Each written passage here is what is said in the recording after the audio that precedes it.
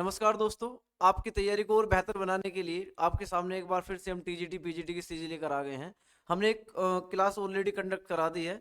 इस क्लास में दोस्तों हम यूपी पीजीटी 2021 का जो पेपर खुला था उसको सोल्व करेंगे और क्वेश्चन पेपर में जो क्वेश्चन है उनको किस तरीके से हम कर सकते हैं और क्या अच्छा अप्रोच हो सकता है, ये हम इस सीरीज के माध्यम से सीखेंगे। तो आप ज़्यादा से ज़्यादा बच्चे जो भी पीजीटी की तैयारी कर रहे हैं या टीजीटी की तैयारी कर रहे हैं वो इस सीरीज के साथ जुड़ सकते हैं। और निश्चित रूप से मेरे दोस्तों, आपकी वर्तमान तैयारी में और इस सीरीज को पूरा करने के बाद जो आप होने वाले हैं उसमें बहुत बड़ा डिफरेंस आपको देखने को मिलने वाला है। तो दोस्तों, मैं उम्मीद करूंगा कि आप लोगों ने ये प्रीवियस पेपर पहले ही सोल्व कर लिए होंगे। यदि आपने सोल्व नहीं भी किए हैं तो आप मेरे साथ सोल्व कीजिए, और यदि आपने सोल्व किए हुए हैं तो आप देखिए आप अपने आप को किस तरीके से अपडेट कर सकते हैं या एग्जाम के लिए और बेहतर अपने आप को कैसे बना सकते हैं, या आप पेपर में 2 घंटे में 125 क्वेश्चन किस तरीके से सोल्व करेंगे, हम यहाँ पर सीखने वाले हैं। दोस्तों, प्रत्येक क्वेश्चन को हम डिटेल में डिस्कस करने वाले हैं। इस सीरीज में हम लगभग 14 से 15 क्वेश्चन लेकर आए हैं। इन 14 से 15 क्वेश्चंस में ही आपको पता लग जाएगा कि हम आपको क्या देने वाले हैं। तो आप मेरे दोस्तों, आपसे बस एक रिक्वेस्ट ये है कि आप जब हम क्वेश्चन यहाँ पर सोल्व कराएं तो आप एक नोट पैड बनाकर रखें, ताकि जो भी आप नई चीजें सीख रहे हैं हमारे साथ उन्हें आप अपने नोट पैड में लिखते रहें, ताकि जब आप पेपर में जाएं तो पेपर में जाने से पहले उस नोट पेपर को उठाएं और उस नोट पैड से ही आपका रिवीजन सारा होने वाला है। तो आप बस इस चीज से निश्चित हो जाइए कि आपका सिलेक्शन कंफर्म होगा। बशर्ते है कि आपको जो हम पढ़ाते हैं वो आप ऐसे समझ लीजिए कि वही पेपर में आने वाला है, इतना विश्वास कर लीजिए। क्योंकि एग्जाम कुछ नहीं है, केवल विश्वास का पात्र है। यदि आपने विश्वास कर लिया तो वो पार हो जाएंगे, और आपने विश्वास नहीं करा तो आप पार नहीं होंगे मेरे दोस्तों। तो चलिए बिना समय देरी करते हुए, ये आपकी क्लास पार्ट फर्स्ट है मेरे दोस्तों, यूपी पीजीटी 2021 के पेपर का। यूपी पीजीटी 2021 में जो पेपर खुला था उसका पार्ट फर्स्ट है। बहुत सारे पार्ट होने वाले हैं, जैसे मैंने बताया 14 से 15 क्वेश्चन हम इसमें डिस्कस करने वाले हैं। और आप जानते हैं 125 क्वेश्चन सोल्व करने के लिए होते हैं। सभी क्वेश्चन हम कराने की कोशिश करेंगे मेरे दोस्तों। तो ये पार्ट फर्स्ट है। क्लास हमारी दूसरी है, क्योंकि एक इससे पहले हमने एक क्लास कराई थी, उसमें भी पीवाईक्यू हमने डिस्कस करे थे, लेकिन वो पीवाईक्यू ऑल इंडिया स्टेट्स में मेरे दोस्तों जो जो टीजीटी पीजीटी एग्जाम कंडक्ट होते हैं उनके हमने उठाए थे। लेकिन यहाँ पर स्पेशली यूपी पीजीटी का हम पेपर लेने वाले हैं। तो चलिए समय देरी ना करते हुए, समय ज्यादा बर्बाद ना करते हुए, हम बढ़ जाते हैं पहले क्वेश्चन की तरफ। देखिए, ये जैसा मैंने आपको अपनी लास्ट सीरीज में बताया था, बाइलिंगुअल आपकी ये पीडीएफ होने वाली है। बाइलिंगुअल ही दोस्तों है ये हमारा भाग्य है। भाग्य क्या है कि हमारे पास रिसोर्सेज भी इस टाइम पर्याप्त मात्रा में, और दूसरा हमारा भाग्य है कि हम गणित पढ़ रहे हैं मेरे दोस्तों। गणित यूनिवर्सल ट्रूथ सब्जेक्ट है, इसमें कोई एक्सेप्शन नहीं होता। हम भाग्यशाली हैं कि ऊपर वाले ने हमें गणित पढ़ने का मौका दिया है। तो चलिए पहला क्वेश्चन की तरफ मूव कर जाते हैं। If the horizontal range of a projectile is equal to its gained maximum height. सबसे पहले इसने कहा है कि किसी प्रक्षेप्य की क्षैतिज दूरी उसके प्राप्त अधिकतम ऊंचाई के बराबर है। तो मेरे दोस्तों, आप समझिए प्रक्षेप्य होता क्या है। मान लो आप किसी पार्टिकल को यहाँ से थ्रो करो और ये इस तरीके से एक पाथ की तरफ होता हुआ चला जाए। यहाँ से हमने लिया कि ऐसे उड़ा और यहाँ पर जाकर गिर गया। तो मेरे दोस्तों, इसमें जो पॉइंट्स हैं, कुछ पॉइंट्स इसमें क्या क्या है। नंबर 1 पॉइंट ये इसकी मैक्सिमम हाइट कहलाती है एच। और ये जो डिस्टेंस नीचे वाली है इसका प्रास कहलाती है रेंज। ये कहलाती है दोस्तों इसका रेंज। तो आपसे क्वेश्चन पूछा है कि भाई एक horizontal range of a projectile is equal to, range जो है ये रेंज जो है ये इक्वल है हाइट के, इस हाइट के बराबर है, यानी कि आर बराबर है हाइट के। तो मेरे दोस्तों, आपको दो बातें याद रखनी है। क्या कि भाई आर जो होता है वो होता है u square sine 2 theta over g, और एच जो होता है वो होता है u square sine square theta over g, sorry 2g। दोस्तों, ये पॉइंट आपको दिमाग में रखना है। इससे अगर मैं सोल्व करूंगा ये क्यों होता है अभी हम डिस्कस कर लेंगे। यू स्क्वायर से हमारा यू स्क्वायर कैंसिल, हम जहां तक सोल्व कर सकते हैं वहां तक सोल्व कर लेते हैं। जो हमसे पूछा गया है वो अपने आप निकल कर आएगा। साइन 2 थीटा की वैल्यू होती है 2 sine theta into cos theta is equal to, यहाँ पर साइन स्क्वायर थीटा ओवर 2 है मेरे दोस्तों। तो 2 दूनी 4 मिल गया, 4 बराबर एक साइन से एक साइन खत्म, तो कोस थीटा बराबर आ गया साइन थीटा। तो इसका मतलब साइन बटे कोस आ गया मेरे दोस्तों टेन थीटा, और टेन थीटा की वैल्यू आ गई 4। तो इसने पूछा है कि प्रक्षेप्य कोण क्या होगा। मेरे दोस्तों, मैं यहाँ से थीटा ही फाइंड कर सकता हूँ, तो एग्जामिनर ने थीटा ही पूछा है, तो इसका मतलब थीटा की वैल्यू आ गई टेन इनवर्स 4। तो आंसर है दोस्तों इसका सी करेक्ट। तो भाई क्वेश्चन तो बेहद आसान है, लेकिन बात यह है कि भाई इसमें और क्या क्या चीजें हो सकती है। ये जो प्रोजेक्टाइल है मेरे दोस्तों, इसमें 3 तरह के क्वेश्चन बनते हैं, और तीनों बेसिक क्वेश्चन होते हैं। बेसिक क्वेश्चन क्या है, मैं तीनों ही डिस्कस करना आपके साथ चाहता हूं। सबसे पहले मेरे दोस्तों, मैं उम्मीद करूंगा आप लोगों से कि आपने डायनामिक्स बुक पढ़ी होगी। नहीं पढ़ी तो हम पढ़ाएंगे आप लोगों को। ये क्या है दोस्तों, ये होता है, मान लीजिए ये एक पाथ है, ये वाला प्रोजेक्टाइल का एक पाथ है। हमने एक पार्टिकल थ्रो करा, ये पार्टिकल हमने माना कि भाई हमने जो थ्रो करा है एक निश्चित एंगल थीटा से हमने थ्रो करा है ऊपर, थीटा एंगल पे थ्रो करा, और यू वेलोसिटी से हमने इसको थ्रो करा है, फेंका है। तो मेरे दोस्तों आप जानते हैं कि भाई अगर हम कोई वेलोसिटी से कोई पिंड ऊपर फेंक दें तो इसे हम सेपरेट कर सकते हैं, इसके हम कंपोनेंट को ब्रेक कर सकते हैं, और कंपोनेंट भी इनफाइनाइट तरीके से हम इसे ब्रेक कर सकते हैं, लेकिन हम इसे केवल दो तरीके से ब्रेक करते हैं। मान लीजिए हॉरिजॉन्टल एंगल जो है, क्षैतिज एंगल थीटा है, तो ये जो एंगल होता है, ये अगर यू वेलोसिटी है तो इसका इफेक्ट जो होगा हॉरिजॉन्टल पर वो होगा यू कोस थीटा। और अगर हम बात करेंगे वर्टिकल की तो ये होगा यू साइन थीटा। ऐसा क्यों है, आप इस क्वेश्चन को पूछ सकते हैं, तो मैं जवाब दूंगा कि भाई मान लीजिए मैं यहां से यहां तक की एक लेंथ के रूप में इसको ब्रेक कर रहा हूं। अगर मान लिया ये एक्स है और ये थीटा है, और आप जानते हैं कि भाई ये यू वेलोसिटी है, तो एक्स ओवर यू जो मिलने वाला है वो यू एक्स मतलब कोस थीटा मिलेगा, तो एक्स का मान आएगा यू कोस थीटा। इसी प्रकार ये जो हॉरिजॉन्टल कंपोनेंट होता है, चाहे वेलोसिटी हो या एक्सेलरेशन हो, कुछ भी हो मेरे दोस्तों, ये आपका यू कोस थीटा होता है। और यदि आप बात करेंगे ऊपर वाले की तो ये होता है यू साइन थीटा। अब आप इस बात को नोट करेंगे, हम इसी प्रोजेक्टाइल वाले चैप्टर में केवल यही दो कंपोनेंट हैं जो हमारे पेपर को बहुत आसान बनाते हैं, अगर हमारे ये चीज समझ में आती है कि भाई हॉरिजॉन्टल कंपोनेंट होता है यू कोस थीटा और वर्टिकल कंपोनेंट होता है यू साइन थीटा। कैसे, अब जरा आप इस बात को ध्यान देंगे। सोचिए, हमने माना कि भाई ये पार्टिकल इस तरीके से थ्रो हुआ और ऐसे जाता चला, ऐसे नीचे आ गया। अगर मैं इसकी ऊपर जाने वाली और नीचे आने वाली मोशन को एक लिनियर मोशन में स्केच करूं मेरे दोस्तों, तो मुझे ऐसा लगेगा कि जैसे जैसे ये ऊपर जा रहा है तो हाइट इस तरीके से बढ़ रही है, और जब ये यहाँ पहुंचा होगा तो यहाँ तक आ गया होगा, और फिर ये नीचे चलना शुरू होगा तो ये नीचे ऐसे आ गया होगा। मेरे दोस्तों अगर आप देख रहे हैं, मैं ये कहना चाह रहा हूँ कि भाई यहाँ से हमने थ्रो करा, तो जैसे जैसे ऊपर चढ़ेगा तो इसकी हाइट को मैं यहाँ ऐसे बोल सकता हूँ, जैसे जैसे यहाँ पहुंचेगा तो यहाँ पहुंच गया, और जैसे नीचे चलेगा तो फिर ये नीचे आना शुरू हो जाएगा, ये नीचे आना शुरू होगा तो यानी कि यहाँ नीचे आ गया। तो इसका मतलब मैक्सिमम हाइट इसकी दोस्तों ये है। तो आप सोचिए, अगर मैं ये वाली वेलोसिटी को मेजर करूंगा तो ये वेलोसिटी है आपकी ऊपर की तरफ u साइन थीटा। अब आप सोचिए, जब यहां से शुरू हुआ तो u साइन थीटा वेलोसिटी थी, अब ये ऊपर की तरफ जा रही है तो वेलोसिटी कम होगी, और यहां पर जाकर ये रुक जाएगा, फिर नीचे चलना शुरू होगा। तो मैं जानता हूं कि भाई ये first low equation of motion होता है, u प्लस at होता है मेरे दोस्तों, ये फर्स्ट है। लेकिन जब ये आप जानते हैं कि भाई ये अगर गुरुत्वीय त्वरण यानी कि सेंटर ऑफ ग्रेविटी मतलब ग्रेविटेशनल फोर्स के रूप में काम करता है, तो ये a रिप्लेस हो जाता है g में, और जब ये नीचे गिरेगा तो जी बढ़ता जाएगा, और ऊपर चलेगा तो जी घटता जाएगा। तो मैं ऊपर लेके जा रहा हूं, तो नीचे से जब शुरू करा तो इनिशियल वेलोसिटी हो गई, शुरुआती वेलोसिटी हो गई दोस्तों इसकी, जैसा आप देख पा रहे हैं, वो हो गई यू साइन थीटा। अब ऊपर जा रहा है तो एक ही जगह जी लगेंगे, लेकिन जी भी माइनस का, क्योंकि ऊपर जाते जाते कम होगा। हमने माना टी टाइम में यहाँ पहुंच गया, और यहाँ पर जाकर इसकी वेलोसिटी खत्म होगी तो हो गई जीरो। तो यहाँ पर अगर टी की वैल्यू निकालूंगा तो ये आएगा यू साइन थीटा बटे जी। तो मेरे दोस्तों ये टी है। टी कौन सा है, नीचे से ऊपर तक पहुंचने में लगा समय, लेकिन ऊपर से नीचे भी आएगा, तो जितना समय नीचे से ऊपर तक जाने में लगा है उतना ही समय ऊपर से नीचे आने में लगेगा। तो यदि मैं इसके उड्डयन काल की बात करूं, या मैं इसकी बात करूं कि भाई कितनी देर हवा में रहा, तो वो दोस्तों टाइम होता है टी, वो होता है इसका डबल, यानी कि वो होगा 2u साइन थीटा ओवर जी। तो दोस्तों एक तो आपको ये टाइम याद रखना है कि ये कितनी देर हवा में रहेगा, तो ये हमेशा 2u साइन थीटा ओवर जी हवा में रहेगा। दूसरी चीज आपको क्या याद रखनी है कि भाई ये मैक्सिमम हाइट कितनी है, ये वाली हाइट कितनी है। तो अगर मैं इस हाइट की बात करूंगा मेरे दोस्तों, तो हाइट निकालने का सबसे बिंदास तरीका है, मैं जानता हूं भाई जैसे जैसे ऊपर जाएगा यहाँ जाकर इसकी वेलोसिटी खत्म हो जाएगी, यानी कि v हमारा खत्म हो जाएगा, तो मैं इसमें थर्ड इक्वेशन ऑफ मोशन लगाऊंगा, तो v स्क्वायर बराबर आएगा यू स्क्वायर प्लस 2as, ये होता है। लेकिन यहाँ पर दोस्तों जैसे जैसे ऊपर जाएगा यहाँ जाकर ये जीरो हो गई, लेकिन इनिशियल वेलोसिटी ऊपर की तरफ, तो ये हम u साइन थीटा लेंगे, तो u साइन थीटा इसका होल स्क्वायर प्लस 2a की जगह दोस्तों माइनस का g रखने वाला हूं क्योंकि ऊपर की तरफ जा रहा है, और s की जगह मैंने h ले लिया क्योंकि ये हाइट मेजर कर रहे हैं हम। तो ये मुझे मिलने वाला है u square sine square theta बराबर 2gh। तो h का मान आ गया मेरे दोस्तों u square sine square theta over 2g। तो मेरे मित्रों मेरे दोस्तों ये हाइट का मान आ गया, यानी कि मैक्सिमम हाइट जो होगी वो ये होगी। और ये मैक्सिमम होगा कब, सोचिए, अगर एग्जामिनर मुझसे कहता है कि भाई टाइम सबसे ज्यादा ये कब उड़ेगा, जब ये साइन थीटा आपका सबसे मैक्सिमम हो।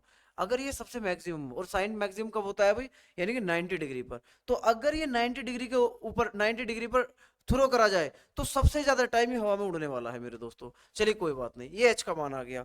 अगर मैं बात करूंगा रेंज जो होगी मेरे दोस्तों, रेंज, तो रेंज अगर मैं निकालूंगा आर बराबर, तो रेंज है r, यहाँ से यहाँ तक की डिस्टेंस। अब आप सोचिए यहाँ से यहाँ तक की डिस्टेंस वो है जब ये यहाँ से उड़ा और उड़कर यहाँ जाकर गिर गया, तो जितने समय ये उड़ा अगर वो टाइम मुझे पता लग जाए और उसकी गुणा मैं वेलोसिटी में लगा दूं, भाई मुझे पता दूरी बराबर चाल गुणा समय, तो समय t है, लेकिन चाल ये वाली कौन सी थी, हॉरिजॉन्टली चाल क्या थी, u cos थीटा, तो मैं यहाँ u cos थीटा लेने वाला हूँ।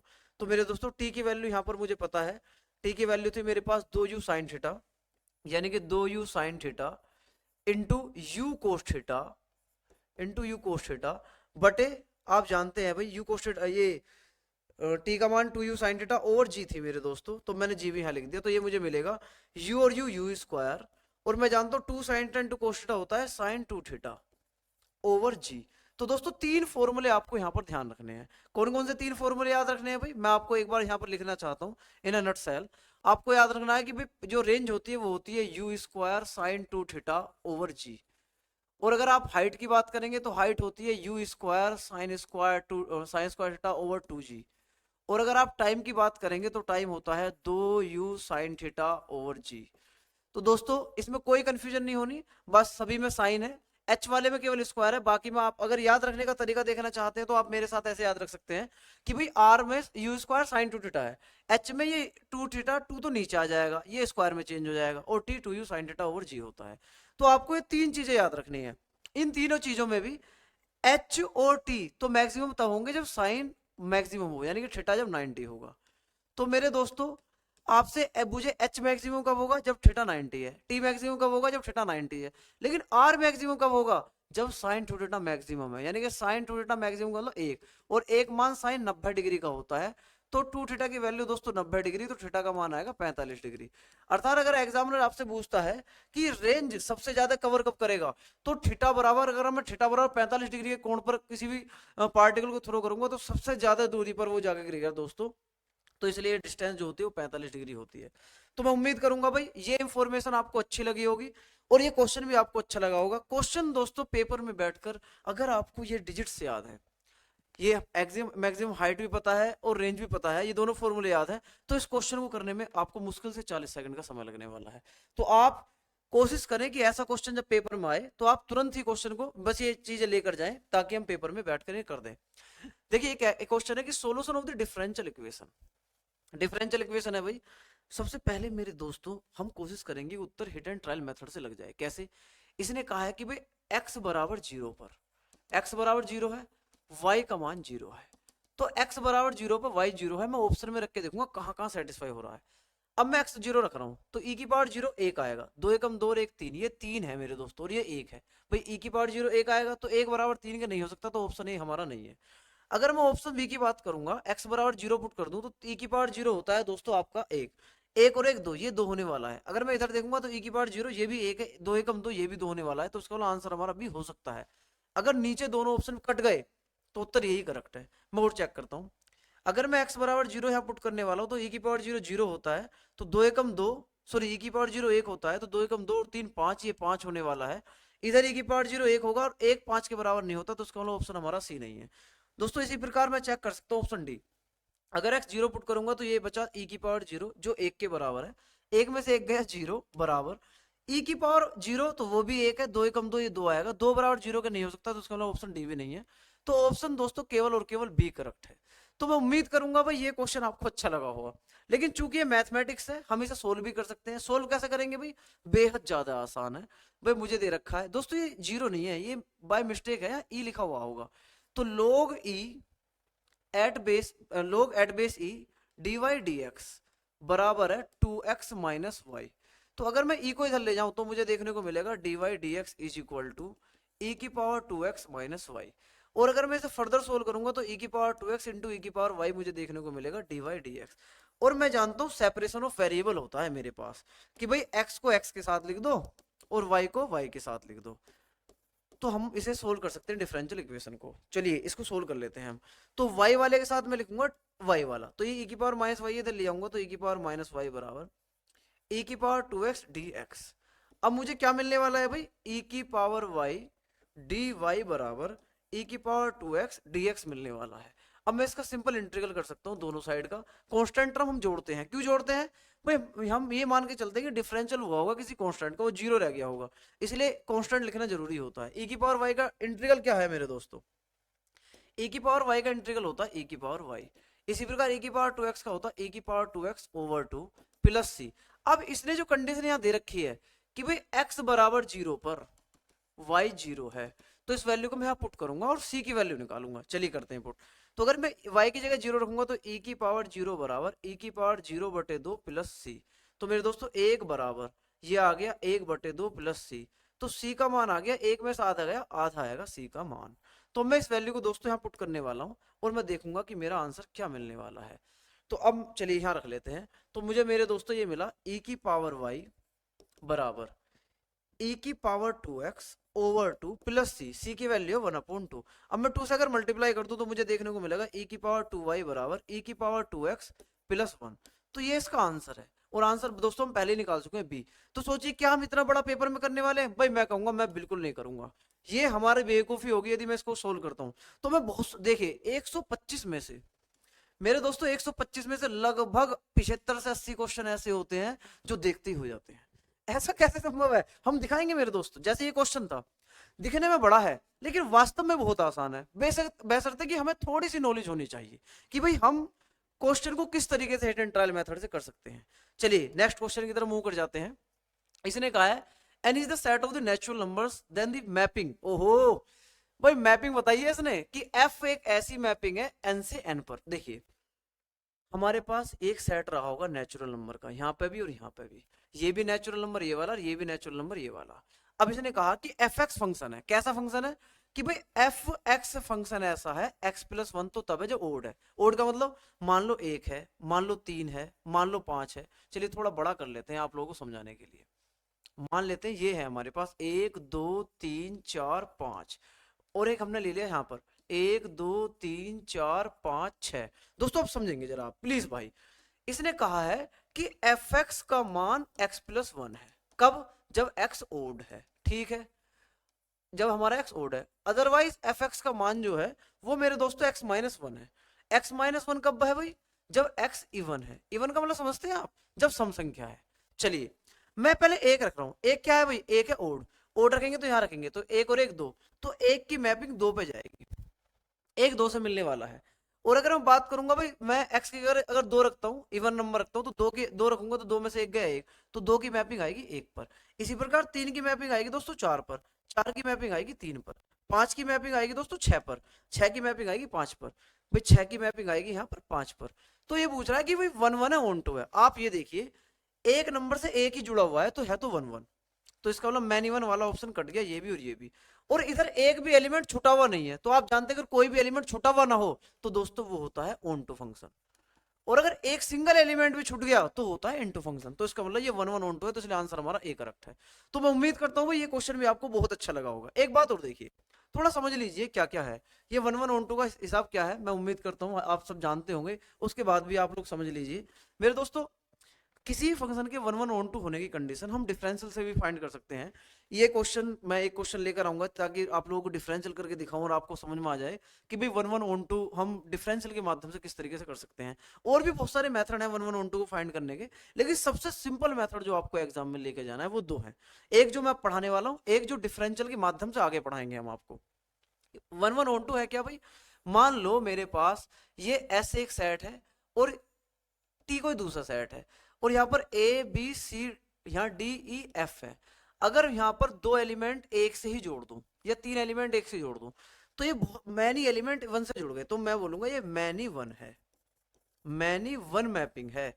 अगर इसमें एलिमेंट छूट रहा है कोई, जैसे यहाँ दो एलिमेंट छूट गए, तो ये इनटू मैपिंग कहलाएगी। और अगर यहाँ कोई भी एलिमेंट छूटा हुआ ना होता, मान लो ये भी एलिमेंट आ जाता और ये भी आ जाता, तो ये दोस्तों मेरे दोस्तों ये ऑन टू मैपिंग कहलाती। तो इनटू और ऑन टू में मैपिंग में अंतर इतना है, इनटू में कोई ना कोई एलिमेंट छूट जाता है और ऑन टू में कोई भी एलिमेंट नहीं छूटता। और मैनी वन इसका मतलब बहुत सारे एक से संबंधित हैं। एक बात मैं आपसे क्वेश्चन जानना चाह रहा हूं दोस्तों, कुछ बच्चे मैपिंग है ही क्या ये भी नहीं समझा पाते। मैं आपको एक उदाहरण के माध्यम समझाऊंगा। मान लो ए बी सी और डी ई एफ ये है हमारे पास, मैंने इसको इससे जोड़ दिया और इसी को इससे जोड़ दिया। इसको इससे जोड़ दिया, इसको इससे जोड़ दिया। तो देखिए आप हमेशा याद रखेंगे इसका एक एलिमेंट इसके सिंगल एलिमेंट से जुड़ेगा, दो एलिमेंट से नहीं जुड़ेगा। अगर दो एलिमेंट से जुड़ गया तो ये मैपिंग या फंक्शन नहीं है। इसका एक सिंपल और याद रखने का तरीका ये है कि आप इन्हें बच्चे मान सकते हैं, पुत्र, सन, और मेरे दोस्तों इस सेट को मान सकते हैं फादर। अब आप समझेंगे इसको बड़े डिटेल में। सोचिए, एक सन है, दो पिता है, इज इट पॉसिबल? नो भाई, इसका पॉसिबल नहीं है। क्या एक बच्चे के दो पिता हो सकते हैं? बिल्कुल नहीं हो सकते। एक बच्चे का एक पिता हो सकता है, एक बच्चे का एक पिता हो सकता है, तो ये मैपिंग ही नहीं है। तो अब दोस्तों मैपिंग कौन सी है? क्या आप ये कहना चाहते हो कि अगर ए बी सी लिख दें और यहाँ डी लिख दें तो क्या ये मैपिंग है? मैं कहूंगा बिल्कुल मैपिंग है। क्यों? क्योंकि एक पिता के तीन बच्चे हैं, हो सकते हैं। तो ये मैपिंग कैसी है? पर ये है मैनी वन। भाई बहुत सारे एक से जुड़ गए तो मैनी वन। एक भी एलिमेंट छुटा हुआ नहीं है तो many one onto. Very good. तो मेरे दोस्तों हम याद रखेंगे मैनी वन ऑन टू के लिए कि भाई अगर बहुत सारे एलिमेंट एक से जुड़ जाएं तो मैनी वन है, एक एलिमेंट एक से जुड़े तो वो वन वन है। एक सिंगल एलिमेंट इधर छूट जाए, एक पिता मान लो ऐसा है, ई लिख दिया दोस्तों मैंने यहाँ पर, ई लिखते हैं दूसरे कलर से, मैंने माना ई हमने यहाँ ऐसा लिख दिया, ये ऐसा है इसके एक भी बच्चा नहीं है, तो संभव है भाई पिता, मतलब ऐसे लोग होते हैं जिसके बच्चे नहीं होते, तो क्या ये मैपिंग नहीं है? तो ये मैपिंग है, मैपिंग है। पर ये मैपिंग कैसी है? ये इनटू मैपिंग है। क्यों? क्योंकि एक एलिमेंट छूट गया। तो मैं उम्मीद करता हूं भाई वन वन ऑन टू ये आपको समझ में आ गया होगा। इसे आप जानते हैं कि भाई ये अगर आप बात करेंगे तो एक एक प्रतिच्छेदी, मतलब कुछ ऐसी होता है, आप हिंदी में भी समझ सकते हैं, लेकिन मेरे दोस्तों इंग्लिश में याद रखना थोड़ा इजी होता है। हाँ मैं देखिए हम भी यूपी बोर्ड से पढ़े हैं, हिंदी मीडियम हमारा पढ़ाई का स्तर रहा है, लेकिन गणित एक ऐसा विषय है, जब हम बीएससी एमएससी में पढ़ रहे थे तो वहां पर हमने देखा कि भाई मैथमेटिक्स हिंदी में पढ़ने में बड़ी दिक्कत होती है बच्चों को, तो इसलिए इंग्लिश को जितनी जल्दी अडॉप्ट कर लेते हैं, खासकर मैथमेटिक्स में उतना अच्छा होता है, उतना ही हम थोड़ा कहीं ना कहीं सहज हो जाते हैं गणित पढ़ने में। दोस्तों मैथमेटिक्स बहुत सुंदर सब्जेक्ट है। क्वेश्चन है कि this circle this and this intersect at two distinct point, which of the following is correct.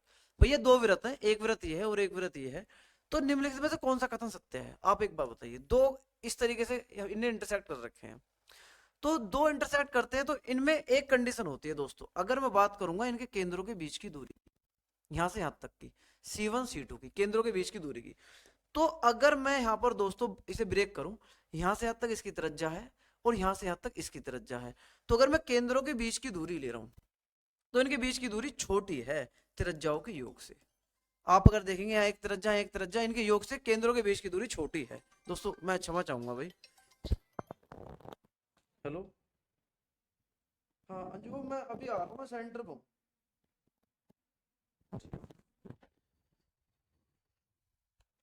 देखिए यहाँ C1 C2 है मेरे दोस्तों। C1 C2 क्या है? C1 C2 केंद्रों के बीच की दूरी। अगर मैं बात करूंगा यहाँ से यहाँ तक की और यहाँ से यहाँ तक की, अगर इसे जोड़ूंगा दोस्तों, सपोज करो इस वाले पोर्शन को उठाकर मैं, मेरे दोस्तों इस वाले पोर्शन को उठाकर मैं यहाँ लिख दूं, तो आप देख रहे हैं कि दोनों की त्रिज्याओं का योग केंद्रों के बीच की दूरी से बड़ा हो जाएगा। तो हमने लिखा C1 C2 is greater than R1 plus R2 से। तो ये कंडीशन मैं लेकर चलूंगा। अब मैं देखूंगा दोस्तों इससे क्या बनेगा। पहले केंद्रों के बीच की दूरी, आप जानते हैं ये एक सर्कल है जिसका केंद्र है 1,3, ये वो हो गया, और ये वो सर्कल है जिसका सेंटर है 4,-2। मैं जानता हूँ जो एक्स गुणांक होता है उसका आधा हमेशा जी और एफ का काम करता है। तो अब मैं इन दोनों के बीच की दूरी निकालूंगा, तो दो बिंदुओं के बीच की दूरी होती है under root x2 minus x1, तो 4 में से 3 गया, यानी एक गया 3 का वर्ग, प्लस -2 और 3 5 का वर्ग, छोटा होगा किससे? त्रिज्याओं का योग। यहाँ पर त्रिज्या दोस्तों टी ही है, प्लस मुझे यहाँ त्रिज्या और निकालनी है। त्रिज्या क्या होती है भाई? रेडियस होती है मेरे दोस्तों किसी सर्कल की, g² plus f² minus c। तो अगर मैं देखूंगा तो g की वैल्यू है यहाँ पर मेरे दोस्तों, अगर आप यहाँ देखेंगे तो 4 का वर्ग 16, प्लस f की वैल्यू यहाँ पर अगर आप देखेंगे दोस्तों, मैं माफी चाहता हूँ भाई, यहाँ पर जो ये होने वाला है ना, ये 1 होने वाला है, -1 सॉरी, क्योंकि आप जानते हैं जी होता है इसका गुणांक का आधा और f होता है इसके गुणांक का आधा, तो इसका मतलब है कहीं ना कहीं ये मैंने गलती कर दी। तो अब इस दोबारा सोल्व कर लेते हैं। ये आएगा मेरे दोस्तों 4 और 1, 4 में से 1 गया 3 का वर्ग, प्लस, और अगर मैं यहाँ देखूंगा 3 और 1 4, फिर ये आएगा 4 का वर्ग, छोटा होगा किससे भी? R1 प्लस R2 से, यानी कि R1 कितनी है हमारे पास t, प्लस, और R2 कितनी है? अंडर रूट जी का वर्ग प्लस f का वर्ग माइनस c है दोस्तों हमारा 8, तो ये आएगा 16 और 1 17 में से 8 गया, 9 का मतलब हो गया 3, तो ये 3 मिल गया। तो आप जानते हैं भाई 3 का वर्ग प्लस 4 का वर्ग, तो 3 4 5 पाइथागोरस ट्रिपलेट होते हैं, छोटा होगा टी प्लस 3 से, यानी कि टी बड़ा होने वाला है 2 से। अब मैं देखूंगा टी 2 से बड़ा कहाँ कहाँ पर है। यहाँ इनने कहा है कि या तो टी, दोस्तों ये टी है, आर नहीं है, मैं माफी चाहता हूँ भाई, ये टी है। तो दोस्तों यहाँ टी 2 के बराबर है, तो उसका मतलब ये भी नहीं है। यहाँ टी, दोस्तों ये भी शायद कुछ और ऑप्शन रहा होगा भाई, शायद यहाँ 0 रहा होगा, तो इसका मतलब 0 और 1 के बीच में, तो ये भी ऑप्शन नहीं है। और ये इसके बराबर नहीं है, ये बात हकीकत है। लेकिन ये यहाँ पे लग रहा है कि 2 से बड़ा है टी, तो 2 से बड़ा केवल एक ही ऑप्शन में है, तो इसलिए हम ऑप्शन डी लगाने वाले हैं।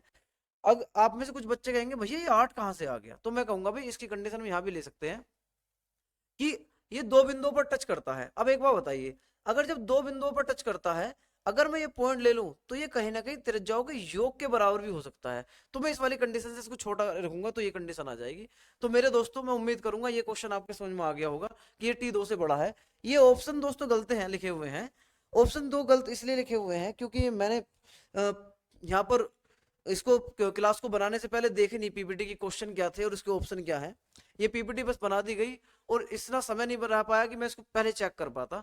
चलिए कुछ क्वेश्चन अगर एरर मिलती है तो हम उन्हें कोशिश करेंगे कि आपके सामने सोल्व कर दें, ठीक कर दें। ये कह रहा है कि v बराबर इतना, देन वैल्यू ऑफ दिस। दोस्तों आपने एक टॉपिक पढ़ा होगा, एक टॉपिक पढ़ा होगा पार्शियली डिफरेंशियल, पार्शियल डिफरेंशियल के नाम से। ये उसका वो है भाई पार्शियल डिफरेंशियल। पार्शियल डिफरेंशियल का मतलब क्या है भाई? पार्शियल डिफरेंशियल का मतलब है, मान लो कोई फंक्शन है हमारे पास x square plus Y square plus x y. इसमें दोस्तों आप देखेंगे फंक्शन एक है और ये 2 वेरिएबल का है। अब तक अपनी जिंदगी में हमने जो पढ़ा, जैसे y बराबर पढ़ते थे x square plus 5x plus 6। तो मेरे दोस्तों एक फंक्शन है y, किसके रूप में? x के रूप में। तो यहाँ x के टर्म में एक फंक्शन है y, यहाँ वेरिएबल हमारे है तो दोनों वेरिएबल ही, पर ये कहेगा y is function of x, y is function of x। यहाँ पर y x का फंक्शन है, लेकिन यहाँ पर हम कहेंगे u is function of x and y। तो जब एक फंक्शन 2 वेरिएबल का हो तो वहां पर मेरे दोस्तों हम कभी भी टोटल डिफरेंशियल नहीं निकालते, पार्शियली डिफरेंशियल करते हैं, फिर उसको हम टोटल निकाल सकते हैं। टोटल डिफरेंशियल मेरे दोस्तों पीजीटी के सिलेबस में नहीं है यूपी में, लेकिन हम फिर भी सीख लेंगे उसको। तो हम पार्शियली में थोड़ी सी बात करना चाह रहे हैं। तो इसमें कहा गया है, मैं दोस्तों ये क्वेश्चन आपको सोल्व करके दिखाना चाहता हूँ, X square plus Y square plus x Y है। पार्शियल डिफरेंशियल क्या होता है? हम u का पार्शियल डिफरेंशियल करेंगे x के रेस्पेक्ट में। ये डेल सिंबल है, ये डेल सिंबल है मेरे दोस्तों, डेल वर्ड यूज करते हैं हम इसके लिए। और x के रेस्पेक्ट में करने का मतलब है कि हम y को ऐसे ट्रीट करेंगे जैसे ये गिनती हो। तो एक्स स्क्वायर का डिफरेंशियल हो गया 2x, वाई स्क्वायर यानी गिनती है तो गिनती का 0, y गिनती है, x का होता है 1, तो डिफरेंशियल आया पार्शियली इसका 2x प्लस वाई। तो ये del U over del X है। अगर मैं डेल यू वाई के रेस्पेक्ट में करता मेरे दोस्तों, तो मैं x को कांस्टेंट मानूंगा, x कांस्टेंट मानूंगा तो एक्स स्क्वायर का हो गया आपका 0, वाई स्क्वायर का आ गया 2y प्लस एक्स वाई में दोस्तों y के रेस्पेक्ट में कर रहा हूं तो x गिनती माना जाएगा, तो x ऐसे ही y का हमारा 1, तो आंसर आ गया 2y प्लस एक्स। तो मेरे दोस्तों ये एक मैं आपको एक डेमो दे रहा हूं कि पार्शियल डिफरेंशियल को सोल्व कैसे करते हैं। अब आप यहां देखिए, ये जो क्वेश्चन है ये बहुत ही बिंदास क्वेश्चन है और बहुत बिंदास क्वेश्चन लिखा हुआ है। अब आप एक बात देखिए, ये कह रहा है v एक फंक्शन है 3 वेरिएबल का, x का, y का और z का। फिर इसने कहा कि v का पहले x के रेस्पेक्ट में डिफरेंशियल करो, फिर v का y के रेस्पेक्ट में, फिर v का z के रेस्पेक्ट में, और उसके बाद फिर इसमें x y z अपनी तरफ से गिनती में लगाओ, मतलब गुणा में लगाओ, मल्टीप्लाई में लगाओ, फिर इसका आंसर बताओ क्या आएगा। दोस्तों मैं एग्जाम में बैठा हूं और इसको सोल्व करूं ना भैया, सोल्व करने का मतलब है उस टाइम को दोबारा आमंत्रित करना कि भाई हम यूपी पीजीटी 2022 की तैयारी नहीं कर रहे या यूपी टीजीटी 2022 की तैयारी नहीं कर रहे, हम उसकी तैयारी कर रहे हैं कि 22 में तो फॉर्म आए, 25 या 26 में जाके पेपर हुआ, पेपर होने के बाद भी हम फेल हो गए, हम तैयार कर रहे हैं 2027 के पेपर की, जो कि पेपर होने वाला है 2030 में जाकर। तो मेरे दोस्तों बेहतर है कि इन चीजों को हम अच्छे से समझ लें, सुधार लें। तो इसके लिए क्या है, देखिए एक मैथमेटिशियन हुए हैं दोस्तों आयलर, आयलर नाम के मैथमेटिशियन हुए हैं, उन्होंने होमोजीनियस फंक्शन पर, सबसे पहले देखिए होमोजीनियस फंक्शन पर एक आयलर ने एक थ्योरम दी है। क्या दी है मेरे दोस्तों, उस बात को देखेंगे। मान उन्होंने कहा कि मान लो u कोई फंक्शन है और n डिग्री का फंक्शन है, फंक्शन है एक्स वाई में n डिग्री का। उन्होंने कहा कि फिर अगर आप del U over del X निकालते हैं x की मल्टीप्लाई लगाकर, इसी प्रकार y की मल्टीप्लाई लगाकर del U over del y निकालते हैं, तो ये हमेशा एन यू मिलता है। ये इन्होंने आयलर ने बताई थी ये बात, आयलर की स्पेलिंग होती है EULER। भैया आयलर की स्पेलिंग गलत हो सकती है, आप सही कर लेना। आयलर साहब ने बताई थी, आयलर ने बताई थी कि भाई partial differential on homogeneous function, it is stated that if u is a function of x and y और more than two variable having degree n, then we can express this x del u over del x plus y del u over del y is equal to nu। अब nu के स्थान पर दोस्तों क्या है, n क्या है, n है डिग्री, n है आपकी डिग्री। डिग्री क्या, जो इसकी यहाँ पर पावर होने वाली है। जैसे मैं एक उदाहरण देना चाह रहा हूं, मान लो u हमारे पास कोई फंक्शन है x की पावर 3 प्लस y की पावर 3 बटे x प्लस वाई। तो यहाँ पर डिग्री कितनी है भाई इसकी, मेरे दोस्तों डिग्री है यहाँ पर, अगर आप देखेंगे डिग्री की स्पेलिंग होती है डिग्री, तो ये ऊपर 3 है, यहाँ नीचे 1 है, तो 3 में से 1 गया 2, इसकी 2 डिग्री है। तो आयलर साहब ने बताया कि अगर आप x del U over del X plus y del U over del Y निकालते हैं तो nu मिलेगा, यानी कि 2u मिलने वाला है। तो इसका आंसर डायरेक्ट 2u आने वाला है। तो मैं बात करूंगा क्या भाई ये भी होमोजीनियस है, तो मैं कहूंगा बिल्कुल होमोजीनियस है। कैसे, यहाँ पर 2 डिग्री है, यहाँ 2 डिग्री है, यहाँ 2 डिग्री है। अगर यहाँ 2 डिग्री है और ऊपर है दोस्तों आपकी पावर -1, 2 डिग्री है, ऊपर पावर -1/2 है, तो इसका मतलब ये -1 डिग्री का इक्वेशन है। और जब ये -1 डिग्री का है तो इसकी वैल्यू -1 इंटू वी आने वाली है, यानी कि माइनस का वी। इसलिए दोस्तों आंसर हमारा सी करेक्ट है। तो अगर हमें आयलर साहब ने जो बताई है theorem, theorem on homogeneous function for 2 और more than 2 variable, if a function u contains n degree and function having 2 variable x and y, then we can express x del u del x plus y del u del y is equal to nu। दोस्तों ये बहुत ही खास चीज है, बहुत खास formula है, बहुत खास थ्योरम है, आपको ये ध्यान रखनी है। अब मैं एक उदाहरण आपको और देना चाहता हूं इसी के माध्यम से, ताकि आप पेपर में अगर क्वेश्चन आता है तो आप घबराएं नहीं और क्वेश्चन पेपर में क्वेश्चन कराएं। जैसे मैंने एक क्वेश्चन लिया, मान लो u फंक्शन है x की घात 3 प्लस y की घात 3 प्लस z की घात 3 बटे X square plus Y square plus Z square. पहले ये बताइए क्या ये होमोजेनियस फंक्शन है, मैं कहूंगा बिल्कुल है। क्यों, क्योंकि मेरे दोस्तों यहाँ पर 3 डिग्री है, यहाँ पर 3 डिग्री है, यहाँ 3 डिग्री है, यहाँ 2 डिग्री, यहाँ 2 डिग्री, यहाँ 2 डिग्री, तो ऊपर 3 में से अगर नीचे 2 घटा दो तो डिग्री आ गई 1। और अगर 1 डिग्री है तो del U over del X multiply by X plus Y into del U del Y plus Z del U del Z, इसकी वैल्यू होने वाली है एन यू, एन हमारा 1 और यहाँ पर u, तो आंसर इसका u आएगा। अर्थात अगर आप इसका पहले x के रेस्पेक्ट में डिफरेंशियल करें, फिर y के रेस्पेक्ट में पार्शियल डिफरेंशियल निकाले, z के रेस्पेक्ट में पार्शियल डिफरेंशियल निकाले और x और y और z की मल्टीप्लाई लगा दें, तो मेरे दोस्तों तीनों का टोटल केवल u ही आएगा। सोचिए क्या थ्योरम दी है दोस्तों, इसका हम प्रूफ भी कर सकते हैं, बहुत ज्यादा आसान है, लेकिन हमारे पास इतना समय नहीं है कि हम इसका प्रूफ भी आप लोगों को दिखा सके। बस आप इसका स्टेटमेंट समझ लें और आप समझ लें कि होमोजेनियस फंक्शन होते कौन से हैं। दोस्तों मैं एक नॉन होमोजेनियस फंक्शन लिखता हूं ताकि आप लोगों को समझ में आ जाए। भाई यू है हमारे पास x square plus x y plus Y square बटे, मैंने नीचे लिखा एक्स प्लस वाई प्लस 2। तो ये नॉन होमोजीनियस है, क्यों, क्योंकि देखो यहाँ 2 डिग्री है, यहाँ 2 डिग्री है, यहाँ एक और एक 2 डिग्री है, यहाँ एक डिग्री है, यहाँ भी 1 डिग्री है, पर यहाँ डिग्री है ही नहीं। तो ये इस 2 के कारण नॉन होमोजीनियस बन गया। अगर मैं 2 हटा दूं तो ये होमोजीनियस बन जाएगा। तो आप इस थ्योरम को लगाने से पहले होमोजीनियस फंक्शन क्या होते हैं इस चीज को एक बार समझ लें। होमोजीनियस फंक्शन होते क्या है, जैसा कि मैंने बताया कि भाई प्रत्येक टर्म की डिग्री 1 होनी चाहिए, एक का मतलब सेम होनी चाहिए, तो होमोजीनियस फंक्शन कहलाएगा। तो चलिए मैं उम्मीद करता हूँ ये क्वेश्चन भी आपको समझ में आ गया होगा। नेक्स्ट क्वेश्चन की तरफ मूव कर जाते हैं। ओहो देखिए भाई पीजीटी का क्वेश्चन है, ये सारे क्वेश्चन यूपी पीजीटी के हैं 2021, सभी क्वेश्चन पे उसके हैं। ये ग्रुप थ्योरी का क्वेश्चन है बेसिकली। आपके सिलेबस में दोस्तों ग्रुप थ्योरी के क्वेश्चन कम आते थे, लेकिन पता नहीं पिछली बार कैसे आ गए, उससे पहले भी आए हैं ऐसा नहीं है, लेकिन ग्रुप के क्वेश्चन आइडेंटिटी निकालना, इनवर्स निकालना किसी एलिमेंट का, एडिशन मॉडुलो से कंपेयर कर देना, किसी एलिमेंट को देकर ये बता देना कि ये साइक्लिक है नहीं, ये छोटी छोटी चीजें पूछता था। इसलिए नॉर्मल सब ग्रुप के ऊपर क्वेश्चन पूछ लिया, बड़ी बात है। क्वेश्चन क्या है, let G be a group of order 30। भैया जी ग्रुप है 30 ऑर्डर का, ये 2 डंडों के बीच में किसी भी अगर ग्रुप हम सेट को रख दें, ग्रुप को रख दें, तो ऑर्डर को प्रेजेंट करता है। And A and B B the normal sub group of order 2 and 5। एक है दोस्तों 2 का और बी है आपका 5, ए की ऑर्डर 2 है और बी की 5 है, ये नॉर्मल सब ग्रुप है। नॉर्मल सब ग्रुप इसके जी के, तो देन ऑर्डर ऑफ, ऑर्डर बतानी है जी ओवर ए बी के। तो दोस्तों आप समझेंगे बेसिकली क्या है कि अगर ऑर्डर ऑफ ए पूछा गया तो इसे ब्रेक कर देते हैं हम, order of G over order of A B. अब आप जानते हैं कि अगर दो हमारे पास नॉर्मल सब ग्रुप है, उसकी ऑर्डर निकलवा रहा है, तो वो होती है order of A into order of B बटे order of A intersection B, वो ये होता है दोस्तों।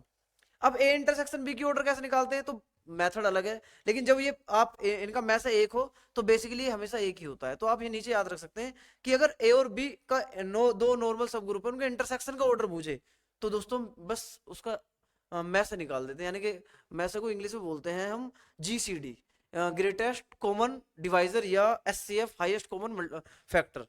तो दोस्तों यहाँ पर ये एक आने वाला है, तो हम बेसिकली बस क्या करने वाले हैं, ऑर्डर ऑफ जी ओवर, इसको मैं लिख दूंगा order of A into order of जी।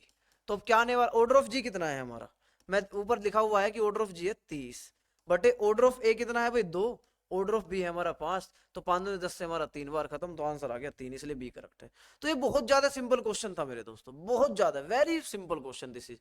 हम ये चीज आप लोगों को मेरे दोस्तों, हम आप लोगों को ये ग्रुप थ्योरी निश्चित रूप से पढ़ाएंगे। मैं कोशिश करूंगा कि आप लोग कमेंट्स में बताएं कि कौन कौन से टॉपिक्स आपको ज्यादा दिक्कत कर रहे हैं, उन टॉपिक्स के ऊपर इंडिविजुअली वीडियो बना देंगे हम, और कोशिश करेंगे कि सिंगल वीडियो में आपको इतना डेटा, इतना इंफॉर्मेशन दे दें ताकि आपको क्वेश्चन ना स्किप हो। और ये निश्चित है मेरे दोस्तों, अगर हमने आपको कॉम्प्लेक्स नंबर पढ़ा दिया तो आप विश्वास कीजिए जितना पढ़ाया जाएगा पीजीटी के पेपर में एक क्वेश्चन उस कॉम्प्लेक्स नंबर से बाहर नहीं जाएगा। लेकिन आप लोगों को मेहनत करनी होगी, जितनी इंफॉर्मेशन हम आपको दें कोशिश करें कि आप सारी लेकर जाए। तो आप नोटपैड जरूर बनाकर रखें भाई। नेक्स्ट क्वेश्चन की तरफ मूव कर जाते हैं। और बहुत बेसिक क्वेश्चन, एक्स बराबर इतना कोस हाइपरबोलिक एक्स, आप जानते हैं कोस हाइपरबोलिक एक्स होता है e की पावर x प्लस e की पावर माइनस एक्स बटे 2। दोस्तों ये मैं पहला थोड़ा समझा दूं, ऐसा होता क्यों है। आप जानते हैं भाई e की पावर x होता है कोस, e की पावर आई एक्स समझ लीजिए पहले, ये होता है कोस एक्स प्लस आई साइन एक्स। हाइपरबोलिक फंक्शन दोस्तों, आयलर साहब आए, उनकी एंट्री होती है, आयलर और डिमाइवर दोनों ने मिलकर ये बात बताई थी कि भाई e की पावर आई एक्स तो ये है, अगर मैं इसको रियल फंक्शन चेंज कर दूं e की पावर x में, तो इसे मैं रियल फंक्शन बनाऊंगा हाइपरबोलिक। ये कोसेक्स का अगर एक्सपेंशन आप देखते हैं ना मेरे दोस्तों, तो उसमें कहीं ना कहीं इमेजिनरी नंबर्स इंक्लूड हो जाते हैं, तो इन्होंने केवल रियल बनाने के लिए हाइपरबोलिक फंक्शन का उपयोग करा, प्लस यहाँ पर इसको लिख दिया साइन हाइपरबोलिक एक्स।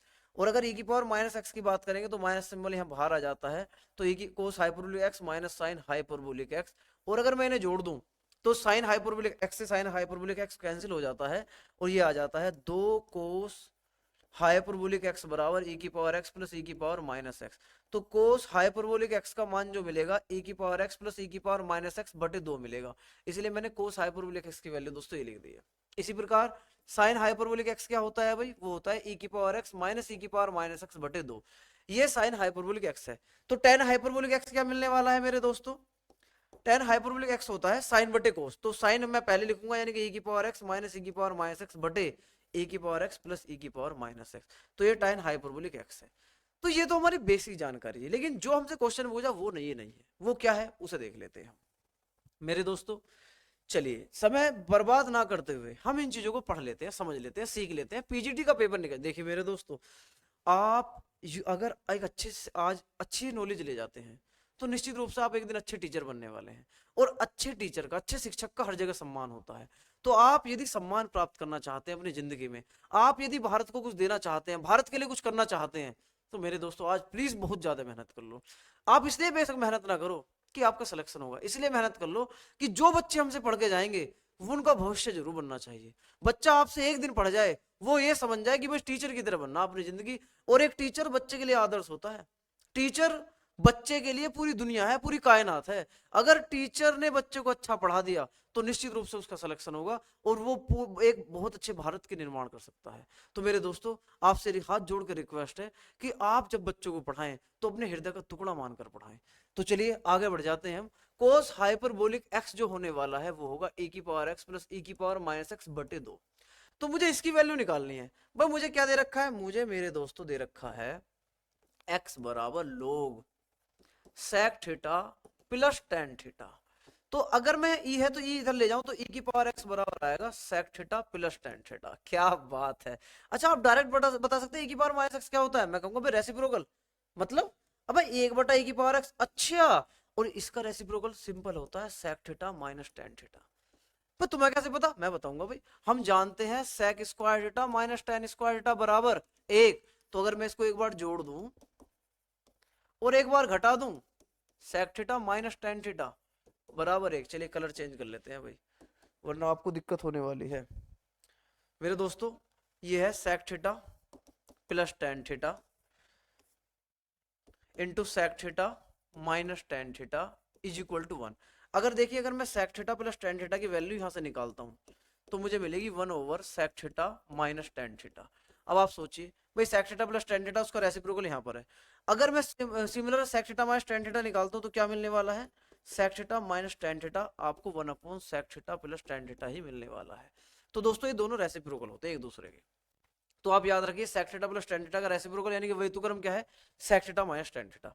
इसी प्रकार दोस्तों आप जानते हैं, नहीं जानते तो सुन लीजिए, cosec theta plus cot theta भी हमारा 1 upon cosec theta minus cot theta होता है, ये भी रेसिप्रोकल होते हैं।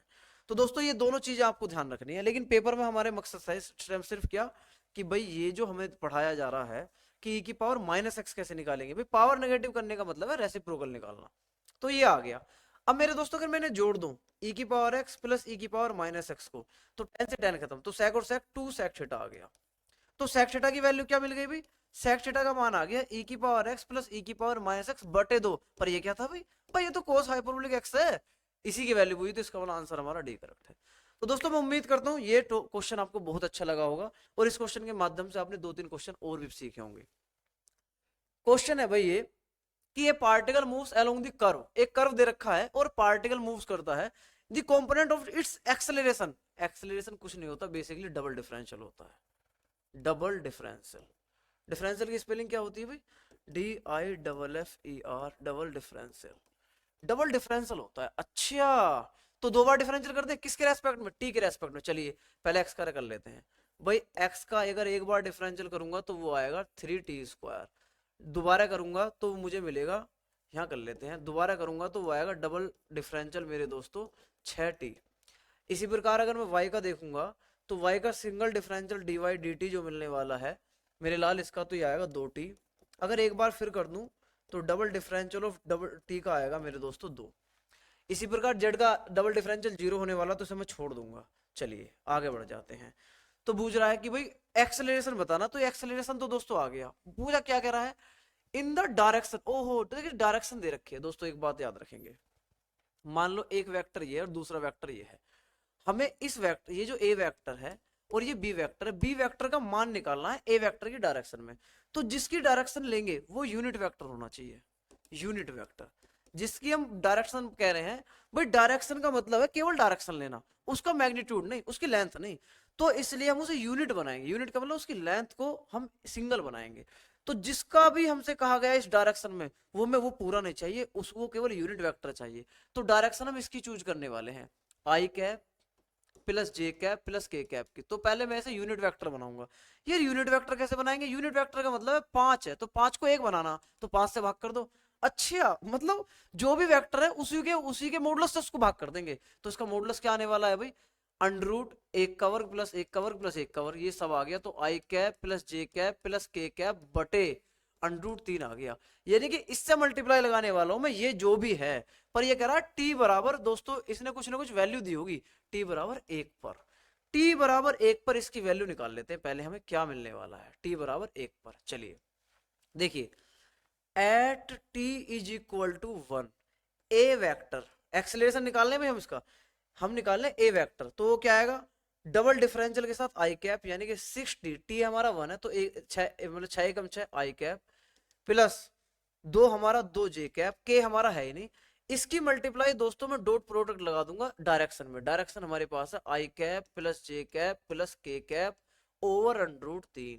अब आप सोचिए हम क्या करने वाले हैं, आई के साथ आई लगाएंगे या नहीं वेरी गुड भाई, 6 एकम 6, 2 एकम 2 बटे अंडर रूट 3। तो ये मुझे दोस्तों 6 और 2 8 बटे अंडर रूट 3, तो इसका आंसर है 8 बटे अंडर रूट 3।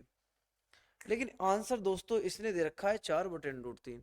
मेरे दोस्तों शायद कहीं ना कहीं इसमें एरर है, तो आप लोग एक बार चेक कर लीजिएगा कि इसके ऑप्शन यही थे या कुछ और थे। मेरे विचार से आंसर हमारा 8 बटे अंडर रूट 3 आने वाला है, 8 बटे अंडर रूट 3 ही इसका आंसर आएगा। इसने पता नहीं ऐसा क्यों लिख रखा है, चलिए कोई बात नहीं। तो हम आगे बढ़ सकते हैं, नेक्स्ट क्वेश्चन की तरफ मूव कर जाते हैं। Alpha and beta are the roots of the equation. ओ भाई इसे देखो भाई, ये जो रूट है ना x square plus x plus one बराबर जीरो, आपको पता है क्या है दोस्तों? आपको पहले ही पढ़ाया गया होगा। आप सोचिए अगर मैं इसमें x माइनस वन की मल्टीप्लाई लगा दूं दोनों साइड, तो आप देखेंगे ये कुछ नहीं है, x की घात 3 प्लस वन बराबर जीरो है। अब x की घात 3 माइनस वन बराबर जीरो है। x की घात 3 माइनस वन बराबर जीरो का मतलब x की घात 3 बराबर वन होना या x बराबर वन की क्यूब रूट होना। और मैं जानता हूं वन के क्यूब रूट 3 होते हैं, एक ओमेगा स्क्वायर और एक होता वन। तो वन तो ऑलरेडी है, तो इसका मतलब दो रूट्स हैं इसके, एक तो ओमेगा और एक ओमेगा स्क्वायर। तो इसका मतलब इन्हें जो कहा है ना अल्फा बीटा रूट्स है, तो मैं सिंपल ये बात कहना चाहता हूं कि इसने कुछ नहीं कहा, इन्हें कहा अल्फा है ओमेगा और बीटा है ओमेगा का स्क्वायर। Very good. पूछा क्या है भाई? तो कह रहा है then the equation whose roots are this. दोस्तों ये कह रहा है कि उस इक्वेशन को बताओ जिसका रूट ये हो। तो मैं जानता हूं क्वाड्रेटिक इक्वेशन होता है x square minus sum of the roots into x plus product of the roots into zero. यही तो होता है, ये नहीं होता? क्यों होता है इस चीज को देख लेते हैं।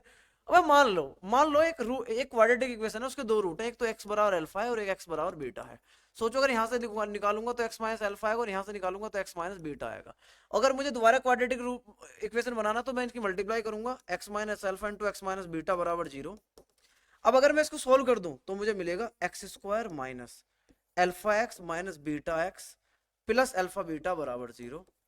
अब एक्स स्क्वायर माइनस, अगर मैं ऐसा एक्स बाहर लूंगा तो alpha plus beta into x plus alpha beta बराबर जीरो मिलने वाला है। तो दोस्तों ये जो पोर्शन है ना, ये क्वाड्रेटिक इक्वेशन है। क्वाड्रेटिक इक्वेशन है, क्वाड्रेटिक इक्वेशन या नहीं? तो कभी भी क्वाड्रेटिक इक्वेशन पूछा जाएगा तो आप बस याद रखेंगे हम दो चीज निकालेंगे, एक तो सम ऑफ द रूट्स और एक प्रोडक्ट ऑफ द रूट्स। अगर ये हमें चीज क्लियर है तो हम निश्चित रूप से अपने रिजल्ट तक पहुंच सकते हैं। कैसे भाई? देखिए कैसे। यहां पर हमसे कहा गया कि भाई इक्वेशन बताओ कैसा जिसके सम ऑफ द रूट्स, जिसके रूट्स तो ये हैं पर लेकिन इक्वेशन क्या है, मतलब रूट्स क्या है, एक तो अल्फा की पावर 7 है और एक बीटा की पावर 4 है। पहले मेरे दोस्तों इसी की वैल्यू निकाल लेते हैं, सम ऑफ द रूट्स निकाल लें। क्यों निकालने भाई सम ऑफ द रूट्स? क्योंकि एक रूट ये है और एक रूट ये है, तो इनका टोटल निकालने हैं। अब अल्फा क्या है? अल्फा है ओमेगा, तो ओमेगा की पावर 7 तो यहाँ लिखेंगे। एक है बीटा की पावर 4, इसका मतलब इसकी पावर 4 करेंगे तो ये आएगा ओमेगा की पावर 8। अब आप ये बताइए ओमेगा की पावर 7 क्या होती है? मैं जानता हूं भाई ओमेगा की पावर 3 होती है 1, तो ओमेगा की पावर 7 निकालने के मैं इसे लिखूंगा ओमेगा की पावर 6 इंटू ओमेगा। और ओमेगा की पावर 6 का मतलब क्या है भाई? वेरी गुड, एक ये एक हो गया, एक गुना ओमेगा, तो ये आ गया मेरे दोस्तों ओमेगा। इसी प्रकार अगर इसे देखेंगे ये आएगा ओमेगा का स्क्वायर। और आप जानते हैं अगर रूट्स ये हैं तो 1 प्लस ओमेगा स्क्वायर होता है आपका 0। तो ओमेगा प्लस ओमेगा स्क्वायर का मान आ गया -1, तो ये आ गया -1। तो इसका मतलब जो इक्वेशन है दोस्तों हमारा एक्स स्क्वायर माइनस यहाँ पर -1 आने वाला, अल्फा प्लस बीटा की जगह -1 लिख दिया इंटू एक्स। तो इसका मतलब एक्स प्लस का होना चाहिए। एक्स देखो यहाँ भी प्लस का नहीं है, यहाँ भी प्लस का नहीं है, इन दोनों में से एक ऑप्शन है दोस्तों। अब इन दोनों में से एक ऑप्शन में क्या है, अब इस बात को और देख लेते हैं। एक बात बताइए, यदि मैं इनकी गुणा लगाऊंगा तो नेगेटिव तो आने का नहीं, पॉजिटिव ही आएगा। तो ये हमारा नेगेटिव है तो इसका ये हमारा कट जाएगा, तो ऑप्शन 3 कट गए, एक बच रहा, तो ऑप्शन हमारा डी करेक्ट है। तो दोस्तों आपको अगर पेपर में बैठे हैं आपको इतना डेटा नहीं पता, तो आपको बस ये पता होना चाहिए, क्या पता होना चाहिए कि भाई ये जो इक्वेशन है ना x square plus x plus one बराबर 0 हमारी देखी हुई है। अगर x बराबर ओमेगा रख दो तो ये सेटिस्फाई कर देगा, omega square plus omega plus one बराबर 0। और ये मेरे दोस्तों केवल क्यूब रूट ऑफ यूनिटी में होता है कि 1 प्लस ओमेगा स्क्वायर बराबर 0 हो, तो यहाँ पर ओमेगा की पावर 3 1 होता है। ये मैंने पढ़ रखा है तो मैं कुछ याद नहीं रखूंगा, बस मैं इतना याद रखूंगा और मैं तुरंत कह दूंगा कि भाई यहाँ पर अल्फा का मान ओमेगा है और बीटा का मान ओमेगा स्क्वायर है, और इस वैल्यू की तरफ से जो जो पूछा जाएगा मैं सब निकाल सकता हूँ। तो मैं उम्मीद करता हूँ ये क्वेश्चन भी आपको अच्छा लगा होगा, बहुत बेहतरीन टॉपिक समझ में आ रहा होगा। प्रीवियस पेपर जो हमारे चल रहे हैं तो ये बहुत ही ज्यादा आसान है, बहुत ज्यादा आसान। ये कह रहा विच of the following function is linear transformation. दोस्तों लीनियर ट्रांसफॉर्मेशन का मतलब जहां जहां सिंगल डिग्री हो, सिंगल डिग्री होना अनिवार्य है। तो टी एक्स वाई है, देखो यहाँ सिंगल डिग्री है, यहाँ 0 डिग्री है, तो इसका मतलब ये हमारा लीनियर ट्रांसफॉर्मेशन नहीं है। अगर बात यहाँ करूंगा ये सिंगल डिग्री है, यहाँ सिंगल डिग्री है पर यहाँ 0 डिग्री है, तो इसका मतलब ये भी नहीं है। अगर बात करूंगा मेरे दोस्तों ये लीनियर ट्रांसफॉर्मेशन है, क्यों? क्योंकि यहाँ 1 डिग्री है, यहाँ 1 डिग्री है। अब आप कहोगे यहाँ तो नहीं है, भाई मैं कह रहा हूँ जितनी डिग्री यहाँ उतनी डिग्री यहाँ है, तो इसलिए लीनियर ट्रांसफॉर्मेशन है। और अगर इसकी बात करेंगे तो ये भी लीनियर ट्रांसफॉर्मेशन नहीं है क्योंकि ये कॉन्स्टेंट है। तो मेरे दोस्तों लीनियर ट्रांसफॉर्मेशन बेसिकली होती क्या है?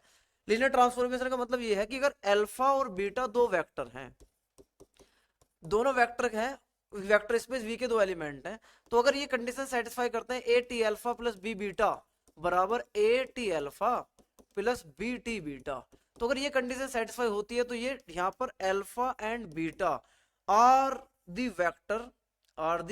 Vectors under the linear transformation T.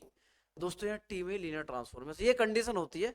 हम यार हम पेपर में बैठकर इन्हें चेक करेंगे क्या? हम तो नहीं चेक करेंगे, बस हम सिंपल याद रख के जाएंगे भाई लीनियर का मतलब है डिग्री 1, और जब डिग्री 1 है तो 1 ढूंढना है, एक में ही है सी आंसर, आगे बढ़ जाओ तुरंत।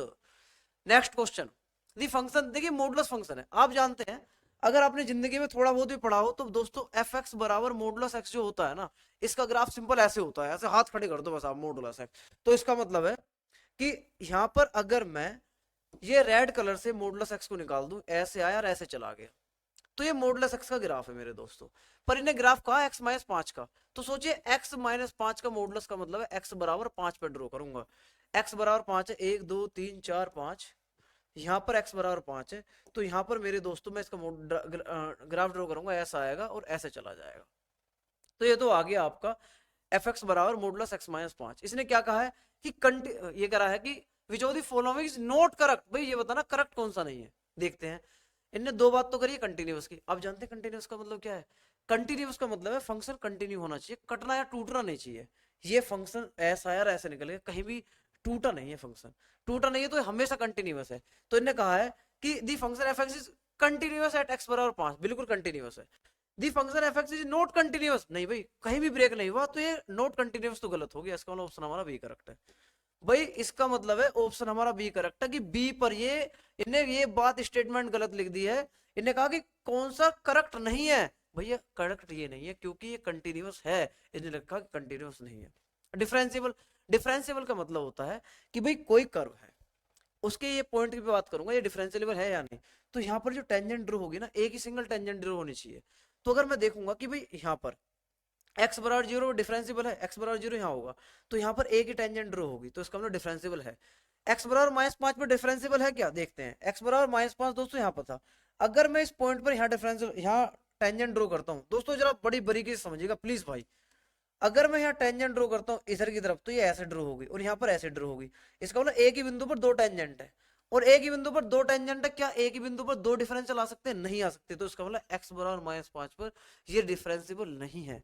इसने लिख रखा है कि the function F x is differentiable, तो ये क्वेश्चन ये हमारा क्या है कि डिफरेंशिएबल नहीं है। जब ये डिफरेंशिएबल नहीं है तो ये तो हमारा स्टेटमेंट नोट करेक्ट ही है, पूजा हमारा ये, तो इसका मतलब आंसर हमारा बी करेक्ट है। तो दोस्तों मैं उम्मीद करता हूँ ये क्वेश्चन भी आपको समझ में आ गया होगा, इसके माध्यम से आपको काफी इंफॉर्मेशन मिली होगी और क्वेश्चन करने का एक आइडिया मिल रहा होगा कि पेपर में हम क्वेश्चन को बहुत अच्छी तरीके से कैसे कर सकते हैं। चलिए नेक्स्ट क्वेश्चन की तरफ मूव कर जाते हैं। भाई क्वेश्चन है मेरे दोस्तों, general solution of this where P is equal to इतना। मेरे दोस्तों जनरल सॉल्यूशन निकलवाया ये, देखिए अगर आपने ये मेरे दोस्तों ये जो डिफरेंस इंटीग्रल कैलकुलस का क्वेश्चन है, ये इंटीग्रल कैलकुलस में टॉपिक होता है कि how to find the solution of differential equation of degree 1 order 1 and whose degree is more than 1, means कि जिसकी डिग्री, तो दोस्तों जैसे मैं आपसे कहूं कि dy dx है, तो ये सिंगल ऑर्डर का है, ऑर्डर सिंगल है, लेकिन अगर मैं इसमें 3 पावर लगा दूं तो इसकी डिग्री 3 हो जाएगी। अब जब डिग्री 3 हो जाएगी, ऑर्डर इसकी 1 है, तो हम ऐसे क्वेश्चन पढ़ेंगे कि ऑर्डर तो हमारी 1 हो लेकिन डिग्री मेरे दोस्तों मोर देन 1 हो, मोर देन 1, मोर देन 1। तो सबसे ज्यादा काम करने वाले ऐसे व्यक्ति हुए हैं हमारे मैथमेटिक्स में दो, एक तो क्लियर अर्थ हुए हैं और एक बर्नौली हुए हैं। तो दोस्तों आपने पढ़ा होगा क्लियर इक्वेशन होता है y बराबर P x plus function of p, और ये सिंपल कैसे सोल्व होता है भाई, मैं मेरे दोस्तों पी एक्स नहीं है पी एक्स ही होता है, फंक्शन नहीं है, ये फंक्शन पी का है, पी के साथ एक्स से मल्टीप्लाई है। तो ये सोल्व कैसे होता है, सोल्व सिंपल होता है, अगर मैं डिफरेंशियल कर दूं एक्स के रेस्पेक्ट में तो मुझे मिलेगा पी ऐसे ही एक्स का 1 और एक्स ऐसे ही पी का differential DP over D x, P का डिफरेंशियल करूंगा तो डीपी ओवर डी एक्स, और अगर यहाँ पर मैं बात करूंगा प्लस मेरे दोस्तों मैं अगर बात करूंगा D D x of F P, तो यहाँ पर आप देखेंगे ये p ही मिल जाएगा, तो p बराबर p प्लस, क्योंकि dy dx जो होता है ना उसे सिंपल p से प्रेजेंट कर देते हैं जब x के रेस्पेक्ट में हो, plus x dp over dx plus, अगर मैं यहाँ बात करूंगा मेरे दोस्तों f dash p into dp over dx।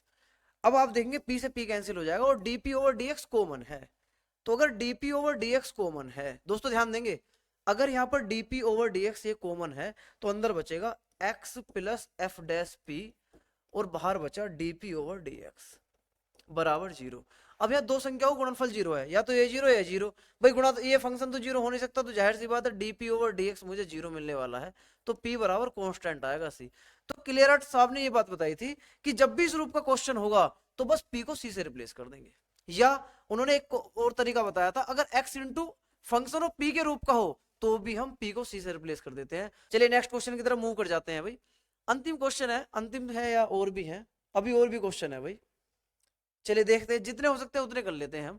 The distance between the foci of A hyperbola is 16। भैया आप जानते हैं कोई हाइपरबोला है, हाइपरबोला दोस्तों इस तरीके से होता है, और फोकस ये फोकी का मतलब फोकस है, एक फोकस यहाँ पर एक फोकस यहाँ पर, इनके बीच की डिस्टेंस आप जानते हैं ये होता है ए ई कोमा जीरो और ये होता है माइनस ए ई कोमा जीरो, तो इनके बीच की डिस्टेंस ए इधर और ए इधर, तो बीच की डिस्टेंस आ गई दोस्तों 2 कितना दे रखा है भाई 16 दे रखा है, और एक्सेंट्रिसिटी ई दे रखा है हमारा √2।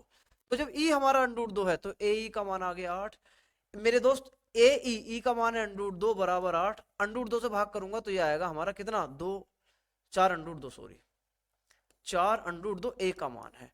भाई जब ए का मान 4 √2 है तो ए स्क्वायर कितना आने वाला है, तो ए स्क्वायर की वैल्यू आएगी यहाँ पर 4 चौक 16 दूनी 32, ए स्क्वायर 32 कहां पर है, देखो ए स्क्वायर 32 यहाँ भी है, अगर मैं बात करूंगा 16 से भाग करके ए स्क्वायर का मान 8 है, अगर यहाँ बात करूंगा 32 है, मैं इसका मतलब मुझे दो जगह 32 मिल गया, तो मेरी मजबूरी है बी स्क्वायर का मान निकालना। तो दोस्तों बी स्क्वायर क्या होता है भाई वहां पर मेरे लाल, बी स्क्वायर होता है वहां पर ए स्क्वायर ई स्क्वायर -1, ए स्क्वायर की वैल्यू है हमारे पास 32, ई स्क्वायर है हमारे पास 2 - 1, तो 32 गुणा 1 तो ये 32 आ गया बी स्क्वायर का मान। और मैं जानता हूँ हाइपरबोला होता है एक्स स्क्वायर बटे a square minus y square बटे बी स्क्वायर बराबर 1, तो यहाँ पर मेरे दोस्तों एक्स स्क्वायर बटे ए स्क्वायर की वैल्यू 32 माइनस वाई स्क्वायर बटे 32 बराबर 1, तो x square minus y square का मान 32 आने वाला है, जो ऑप्शन हमारा ए में है, तो इसलिए दोस्तों आंसर हमारा ए करेक्ट है। तो आप इन चीजों को ध्यान रखेंगे। इसमें क्या होता है भाई, देखिए दो बातें हैं, दो नहीं तीन, हाइपरबोला दोस्तों होता है हाइपरबोला की स्पेलिंग सॉरी हाइपरबोला होता है मेरे दोस्तों, हाइपरबोला होता है जिसमें ए की वैल्यू 1 से बड़ी हो, और पैराबोला होता है आपका पैराबोला सॉरी इलिप्स, हम बात करेंगे इलिप्स की। इलिप्स क्या होता है भाई, इलिप्स होता है दोस्तों जिसमें ई का मान 1 से छोटा हो, और पैराबोला होता है पैराबोला जिसमें ई का मान 1 के बराबर हो। ये बातें हैं। तो अगर आप बात करेंगे हाइपरबोला में तो डिफरेंस बस ये होता है, यहाँ पर बी स्क्वायर ये होता है, और हाइपर इसमें इलिप्स में मेरे दोस्तों बी स्क्वायर का जो मान होता है ना ए स्क्वायर 1 माइनस ई स्क्वायर होता है, ये डिफरेंस है, बस बाकी सब चीज सेम होती है। आप थोड़ी सी प्रैक्टिस इनकी कर लेंगे तो आप सीख जाएंगे, मैं ही आपकी प्रैक्टिस कराऊंगा मेरे दोस्तों। अभी हम कोशिश कर रहे हैं कि पीजीटी के पेपर सोल्व करा दें, मैं कोशिश करूंगा कि टॉपिक वाइज भी मैं 10-15 क्वेश्चन सोल्व कराऊं, ताकि आप लोगों को उसी के माध्यम से बहुत सारी चीजें जानकारी मिल जाए। चलिए क्वेश्चन नंबर हम 15 ले लेते हैं। The dimension of the vector space C R, भाई सी आर निकालना, इसका मतलब वेक्टर स्पेस सी है ओवर द फील्ड आर, यानी कि रियल नंबर्स पर। तो आप जानते हैं भाई वेक्टर स्पेस रियल नंबर पर है तो सी होता है कॉम्प्लेक्स नंबर, कॉम्प्लेक्स नंबर का मतलब x प्लस आई वाई। तो बेसिकली इसने पूछा डायमेंशन, डायमेंशन का मतलब होता है कि कितने वेक्टर्स को स्पेन करके हम इसको बना सकते हैं। भाई मैं सिंपल है, मैं क्या कर सकता हूँ, मैं इसे बेसिकली बस एक ये तरीका लिख सकता हूँ, x बरा मैं ऐसे लिख सकता हूँ कि भाई अगर x हमने यहाँ ले लिया तो 1,0, तो और अगर यहाँ पे ले लूँ i y 0,1, तो आप नजर मारेंगे तो अगर मैं इसको सोल्व करूंगा तो x से कम x गुणा ये 0, तो अगर मैं इसे देखूंगा तो ये वैल्यू मुझे ये मिलने वाली है। तो मेरे पास अगर मैं स्पेन ले लूं, स्पेन में दो एलिमेंट है, एक तो 0,1 और एक 0,1 सॉरी एक 0 और एक 0,1, तो इसमें दो वेक्टर हैं, तो इसका मतलब डायमेंशन हमारी 2 है, तो बी करेक्ट है दोस्तों। अगर हमसे कोई पूछता कि भाई हमारे पास एक लीनियर ट्रांसफॉर्मेशन है T x x plus y plus z, इसमें बताइए इसके वेक्टर स्पेस कितने होंगे। तो दोस्तों मैं इसे ऐसे लिख सकता हूँ x, 1, 0, 0 प्लस y, 0, 1, 0 और z लिख सकता हूँ 0, 0, 1। तो इसमें 3 वेक्टर होने वाले हैं, तो इसकी डायमेंशन 3 आएगी। तो मेरे दोस्तों ये डायमेंशन निकालना बहुत ही बच्चों का काम है, बशर्ते कि थोड़ा सा हमें वेक्टर के बारे में, ग्रुप के बारे में पता हो। तो इनके लिए भी हम कोशिश करेंगे कि आपको अलग से थोड़ा सा पढ़ाया जाए, ताकि आप डायमेंशन आराम से सीख सके। और अगर मैं ग्रुप, ये आपको इंडिविजुअल टॉपिक भी नहीं पढ़ा पाया, तो मेरे दोस्तों डायमेंशन कैसे निकालते हैं या ऑर्डर कैसे निकालते हैं, इन चीज़ों के लिए हम वीडियोस अलग से बना लेंगे, आप चिंता ना करें। लेकिन मेरे दोस्तों बाई चांस समय ना रहते हम इनको ना भी पढ़ा पाए, तो मेरी आपसे रिक्वेस्ट है कि आप लोग ये जो हम प्रीवियस ईयर पेपर सोल्व करा रहे हैं, इनको आप हमारे साथ सोल्व करने की कोशिश करो। ये हमारा वादा है कि आप इन पेपर्स के माध्यम से इतनी इंफॉर्मेशन, इतनी सारी चीज सीख जाएंगे कि आप आज जो है और इसके आज के बाद इन वीडियोस को देखने के बाद जो होंगे, उसमें बहुत बड़ा डिफरेंस होने वाला है। तो चलिए नेक्स्ट क्वेश्चन की तरफ मूव कर जाते हैं। भैया डिटरमिनेंट का क्वेश्चन है, बेसिक क्वेश्चन है, आप इसे सोल्व करके देख लें। नहीं होगा तो इसका छोटा तरीका भी है, मैं इसको सोल्व कराने की कोशिश करूंगा। तो मैं उम्मीद करता हूं आपको बहुत अच्छा दोस्तों सेशन लगा होगा। यदि आपको हमारी वीडियोस, हमारे क्वेश्चंस कराने का तरीका अच्छा लग रहा है, तो कोशिश कीजिए कि हमारी वीडियोस ज्यादा से ज्यादा बच्चों तक पहुंचे। इसमें मेरे दोस्तों उन बच्चों का ही फायदा होगा और हमारा ही फायदा होगा। तो मैं कोशिश करूंगा कि आप लोगों के लिए और अच्छा कंटेंट लेकर आऊं, और अच्छी ऊर्जा के साथ, अच्छी इंफॉर्मेशन के साथ, अच्छे क्वेश्चंस के साथ आप लोगों को और बेहतर पढ़ाने की कोशिश करें, ताकि आप हमारे भारत देश के भविष्य को अच्छे से निहार पाएं, सिखा पाएं और भारत देश की उन्नति में अपना योगदान दे पाएं। धन्यवाद दोस्तों।